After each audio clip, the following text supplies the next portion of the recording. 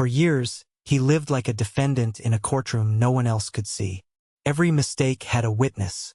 Every disappointment had a finger pointed outward. His parents, his childhood, his teachers, his exes, the economy, the timing, the unfairness of it all. And if he was honest, there was a strange comfort in that. As long as someone else was guilty, he did not have to stand still long enough to face himself. Maybe you know that feeling. Maybe you have said, if I had better parents, if I had more money, if someone had believed in me sooner, my life would be different. And perhaps some of that is true. Perhaps your past did shape your pain. Perhaps you were neglected, misunderstood, or handed a burden no child should carry. But there comes a moment in every man's life when grief turns into identity, and pain becomes a throne. That is where weakness begins. A man can survive for years inside the story of what was done to him. He can repeat it so often that it begins to sound like truth, even when it is really only a cage. And cages are strange things. They can be built from anger, from shame, from self-pity, from the need to be seen as damaged rather than responsible. The bars are invisible, but they are strong. They keep him circling the same thoughts, the same excuses, the same empty promises that tomorrow will be different. But tomorrow never changes a man who refuses to change himself. There is a harder truth, and it is a liberating one. No one is coming to rescue you. Not your father. Not your mother. Not the people who failed you. Not the world that ignored you.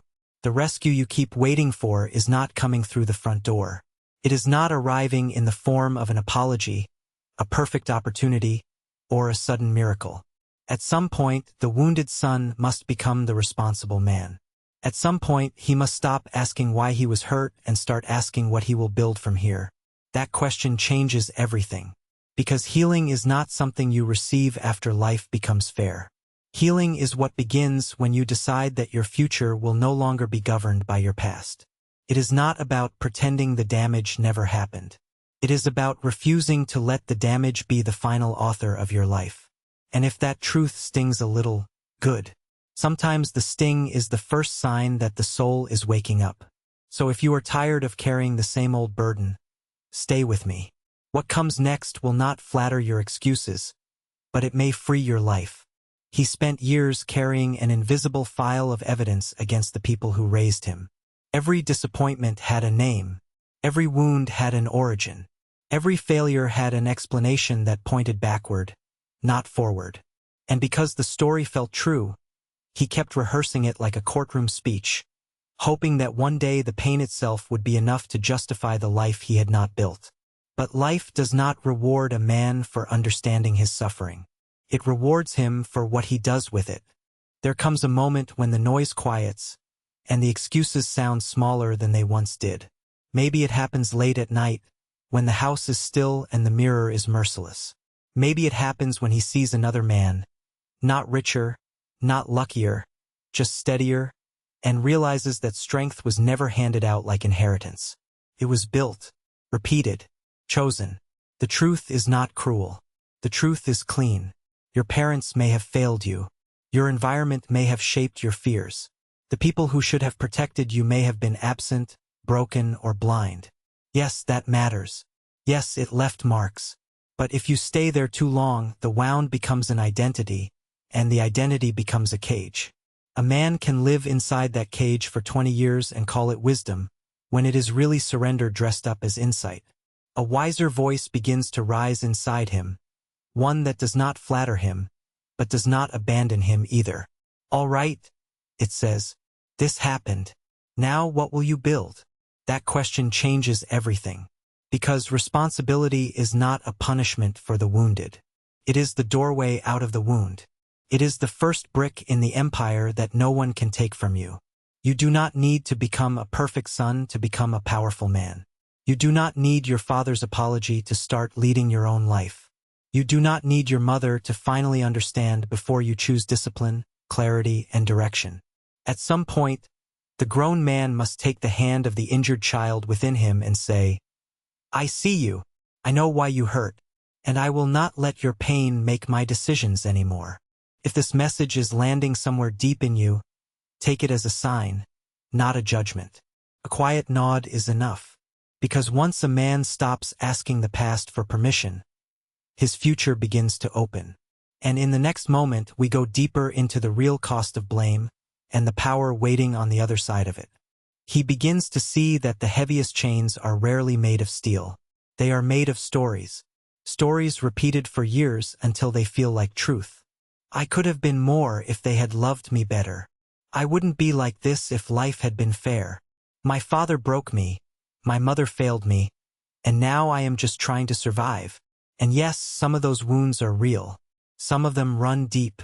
But the turning point comes when he finally understands something painful and freeing at the same time. The people who hurt him may have written the opening chapters, but they do not get to write the ending. There is a moment in every man's life when he must stop standing at the window of his past, watching old storms, and turn around to face the room he actually lives in.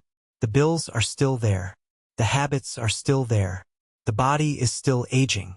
The marriage, the children, the loneliness, the wasted years, the broken confidence, the fear of being ordinary all remain.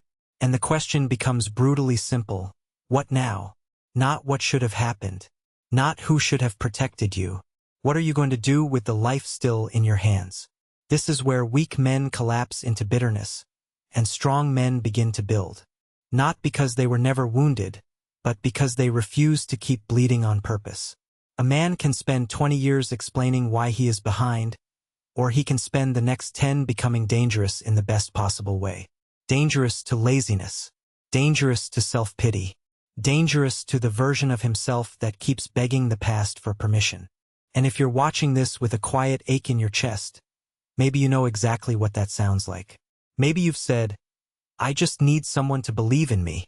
But at some point, belief has to become action. At some point, your healing must stop depending on an apology that may never come. You do not need your father's approval to become disciplined. You do not need your mother's understanding to become honorable. You do not need the world's fairness to become effective. If this is landing with you, take a second and like this video quietly, not for me, but as a small signal to yourself that you are ready to stop negotiating with your excuses. Because the next part is where the real work begins, where a man stops surviving his history and starts using it to forge a future nobody can take away. He begins to see what blame has really been costing him. Not just peace of mind, but energy. Years of rehearsing old injuries have kept him kneeling in a courtroom that never existed, arguing with ghosts who cannot answer him.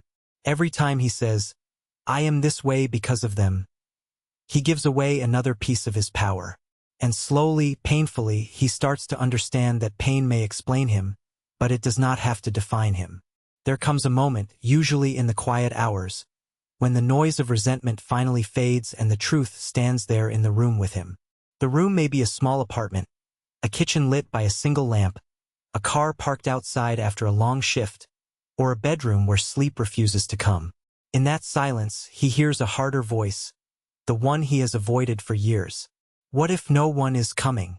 What if no apology will ever arrive? What if the life I want depends on me?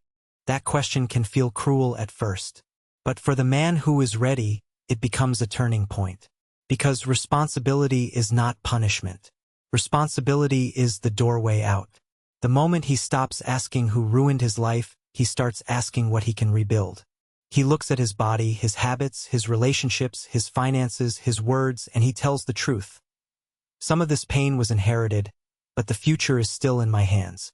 And that is where real strength begins. Not in pretending the past did not happen. Not in becoming numb. Not in acting like a wound is not a wound. Strength begins when a man can say, yes, I was hurt, and yes, I am still responsible for what I do next. That kind of maturity changes everything. It changes how he walks into a room. It changes how he speaks to his children. It changes whether he stays trapped in old stories or starts building something that can outlive them. If this is speaking to you, take a second and like this video. Not for the algorithm, but as a quiet sign that you are ready to stop living like a victim of your history. Ask yourself honestly, what has your blame been protecting you from? And what could your life look like if you finally stopped hiding behind it? Because once a man chooses responsibility, He no longer waits for permission to rise. He begins to move one decision at a time, and the old chains start to loosen. And just ahead, there is another truth he has to face, one that will determine whether he merely understands this message or actually becomes the man who lives it. There comes a moment in every man's life when the excuses start sounding thin, even to his own ears. He looks around at the consequences of his choices, the relationships strained by his silence, the years lost to resentment, and he realizes something painful. No one was coming to save him. Not his father, not his mother, not the people who disappointed him, not the world that never gave him the break he believed he deserved. And in that moment, if he is honest, he can feel the weight of the truth settle in his chest like iron. That truth can be brutal, but it is also the beginning of freedom. Because as long as a man keeps pointing outward, he remains trapped in the story of what happened to him. He stays a prisoner of memory, rehearsing old wounds as if they are still happening today. He says, "I can't move forward because of what they did." But life does not reward the man who explains his pain forever. Life rewards the man who finally decides to build in spite of it. Picture him standing in a quiet kitchen late at night, the house asleep, the blue light of the refrigerator glowing across his face as he stares at nothing. He is not lazy. He is not broken beyond repair. He is simply tired of carrying a story that has grown heavier than his future. And in that silence, a new question rises.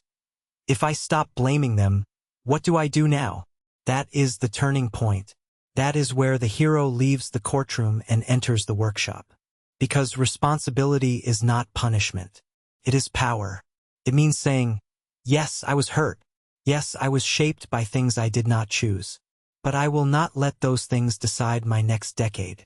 It means becoming the kind of person who no longer waits for permission to heal, to lead, to earn, to forgive, to create. He begins with small acts of discipline. He keeps his word. He wakes up earlier. He speaks with honesty. He stops poisoning his own mind with old anger. Slowly, the weak identity begins to crack, and something stronger takes its place. And maybe this is where many people finally feel the sting of the message, because it asks too much of the comfortable mind. But if this is hitting home, maybe that is a good sign. Maybe you are ready to stop being a witness to your own life and start becoming the builder of it. Ask yourself honestly, how long have you been waiting for someone else to fix what only you can face? If this truth is challenging you, good. Let it challenge you all the way into action, because what comes next is where the real rebuilding begins. At some point, every man and woman must stand alone in the quiet court of their own soul and hear the final verdict. Your past may explain you, but it cannot excuse you forever. You can carry the pain of your childhood like a chain, or you can begin, piece by piece, to turn that chain into a ladder. The moment you stop waiting for the apology, the rescue, the perfect parent, the perfect partner, or the perfect break, something powerful happens. Your life returns to you. There is a strange peace that comes when a person finally says, "What happened to me was real, but it does not get to write my future." That is not denial. That is maturity. That is the turning point. Because the truth is, no one is coming to carry your burden for you. No one is coming to do the hard work of healing, discipline, and rebuilding your character. And that may sound harsh at first, but it is also the beginning of freedom. If your wounds shaped your weakness, then your decisions can shape your strength. Picture the old man in the mirror, tired eyes, heavy shoulders, carrying years of disappointment like stones in a sack. Now imagine him setting that sack down. Not because the weight was never real, but because he finally understands he was never meant to live bent over forever. A real empire begins there, not with applause, not with permission. It begins when a man stops begging life to be fair and starts becoming useful, steady, and dangerous to his own excuses.